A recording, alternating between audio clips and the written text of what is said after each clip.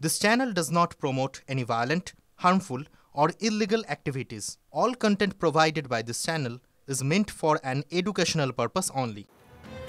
চলে আসি উপনির্বাচনের খবরে। বাংলায় ভোটের বদনামটা কিছুতেই ঘুচতে চাইছে না। উপনির্বাচনেও লেগে রইল অশান্তির ছাপ। সকাল থেকে শুরু করে দুপুর যত গড়ালো, দফায় দফায় উত্তপ্ত হলো মাদারিহাট। উপনির্বাচনকে ঘিরে মাদারিহাটের বিভিন্ন বুথে মোতায়েন ছিল 18 কোম্পানি কেন্দ্রীয় বাহিনী। নিরাপত্তার দায়িত্বে ছিল কয়েকশো রাজ্য পুলিশ। তাও অশান্তি এড়ানো গেল না। উপনির্বাচনেও অশান্তি, বিজেপি প্রার্থীকে বারবার বাধা।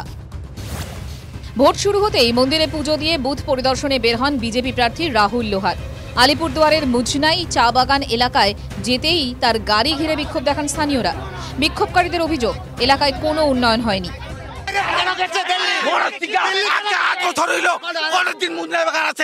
বিক্ষোভ না, এটা হচ্ছে টিএমসি দাদাগিরি। এখানে যদি শান্তি মতন ভোট হয়, ভারতীয় জনতা পার্টিকে সমস্ত ভোট পাবে আজকে। তার জন্য কিন্তু এখানে টিএমসির গুন্ডারা এসে এখানে করছে না। কাজ করবে তো টিএমসি, কাজ করার দায়িত্ব তো টিএমসির, এখানে তো বিজেপি নাই। পরে মুজনাই গ্রামেরই একটি বুথে গেলে বিজেপি প্রার্থীর উপর হামলা চালানো হয় বলে অভিযোগ। বড় বড় ঢিল ছুঁড়ে প্রার্থীর বাড়ির কার্যত ভেঙে দেওয়া হয়েছে। আমি একবার ভিতরের ছবিটা দেখাই। ভিতরে প্রার্থীর গাড়ি, এই গাড়ির ভিতর এই যে বিভিন্ন ঢিল পড়ে আছে, পেছনে কাজ ভেঙে এই বড় বড় পাথরের টুকরোগুলো কার্যত গাড়ির ভিতর এসে পড়ে। এই দেখুন কাঁচের টুকরো এখানে আছে, এই দেখুন এখানে কাঁচের টুকরো আছে। আমি তো সামনে বসেছিলাম, হয়তো কাঁচের টুকরো এখানে বেশি পড়েছে। কেন আপনার গাড়ি ভাঙচুর করা হলো কেন? এখন আমি ক্যান্ডিডেট, এখন জানে ওরা যে এখানে মানুষ বিজেপিকে চায়, বিজেপিকে ভোট দেবে। কিছু কাজ করেন নাই, তাই জন্য জনগণ এটা বিক্ষোভ দেখাচ্ছে। বুথ জ্যাম, দেদার ছাপ্পার অভিযোগ। মাদারিহাটে ভোটের শুরু থেকেই শাসক দলের বিরুদ্ধে বুথ জ্যাম, ভোটারদের প্রভাবিত করার অভিযোগ ওঠে। ভোটারদের আনা হচ্ছে টিএমসির থেকে।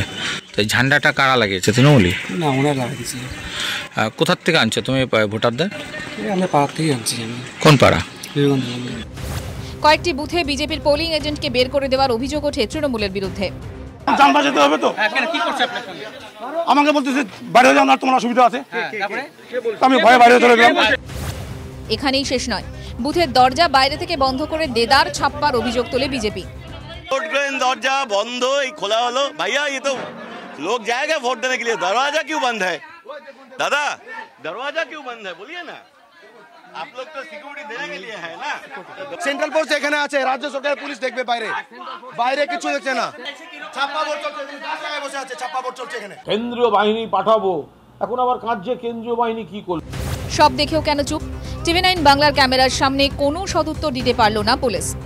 নির্বাচন কমিশনের আদর্শ আচরণবিধি লঙ্ঘন করে বুথ ক্যাপচারের ছবি দেখানোর পর ঘুম ভেঙে উঠে আসলেন ওসি। আপনি বলুন কি হচ্ছিল বুথে? বুথে দরজা বন্ধ ছিল, আপনার পুলিশ কি করছিল? ঘুমাচ্ছিলেন। এখন বলছেন বেরোন বেরোন। এতক্ষণ আপনার পুলিশের অফিসার তো ছিলেন, তিনি কি দেখতে পেলেন না? ওসি সাহেব একটু বলুন। আমাদের কাছে ইনফরমেশন, আমি আসলাম। বিজেপি সাংসদ মনোজ টিগ্গার দাবি, সন্ত্রাস চালিয়ে সুবিধে করতে পারবে না তৃণমূল। এবারও মাদারিহাট আসন জিতে হ্যাট্রিক করবে বিজেপি। গত দিনে যেভাবে আমরা ফল পেয়েছি 2016-2021, তো নিশ্চিতভাবে এই সিটটা ভারতীয় জনতা পার্টি হ্যাট্রিক করবে, আমাদের পূর্ণ বিশ্বাস আছে। উপনির্বাচনে তৃণমূলের স্ট্র্যাটেজি কি শেষ পর্যন্ত কাজে লাগবে? মাদারিহাটকে বিজেপির হাত থেকে ছিনিয়ে নিতে পারবে ঘাসফুল, নাকি পদ্মেই আস্থা রাখবেন মাদারিহাটের ভোটাররা? উত্তর মিলবে 23 তারিখ। প্রসেনজিৎ চৌধুরীর রিপোর্ট, টিভি9 বাংলা। এদিকে ট্যাব কেলেঙ্কারি নিয়ে তোলপাড় হচ্ছে গোটা রাজ্য, আর তার মাঝে পুলিশের আতশ কাছের তলায় বেশ কিছু সরকারি স্কুলের ডেটা এন্ট্রি অপারেটর এবং সেই স্কুলের কম্পিউটার শিক্ষকরা। দেখুন আর কি তথ্য উঠে আসছে। ট্যাবের টাকার জালিয়াতির শিকড় যে বহু দূর পর্যন্ত বিস্তৃত, হাতে নাতে তার প্রমাণ মিলল। একাদশ দ্বাদশ শ্রেণীর পড়ুয়াদের ট্যাবের টাকা গরমিলের ঘটনায় একের পর এক গ্রেফতার হচ্ছে। মালদা থেকে সোমবার হাসান আলী নামে একজনকে গ্রেফতার করে পূর্ব বর্ধমান জেলা পুলিশ। পুলিশ সূত্রে খবর, জুলাই মাসে হাসান আলী একটি মোবাইলে বাংলার শিক্ষা পোর্টাল অ্যাক্সেস করে। অ্যাকাউন্ট মডিফাই করেছিল হাসান। যে মোবাইলটি হাসান ব্যবহার করত সেটিও বাজেয়াপ্ত করে পুলিশ। ধৃত হাসান আলীকে নিজেদের হেফাজতে নিয়ে জেরা করে পুলিশ। তাতে উঠে আসা তথ্যের ভিত্তিতে মালদার একাধিক এলাকায় অভিযান চালানো হয়। মঙ্গলবার রাতে পিন্টু শেখ ও জামাল শেখকে আটক করা হয়। রাতে বৈষ্ণবনগর থানায় 12 ঘন্টা জিজ্ঞাসাবাদের পর তাদের গ্রেফতার করা হয়। পিন্টু ও জামাল ছাড়াও গ্রেফতার করা হয় আরও দুজনকে। বৈষ্ণবনগর থানা এলাকা থেকেই আরও 4 জন গ্রেপ্তার হলো। রকি শেখ, পিন্টু শেখ, জামাল শেখ এবং শ্রবণ সরকার। প্রত্যেকেরই একটি করে সাইবার ক্যাফে রয়েছে।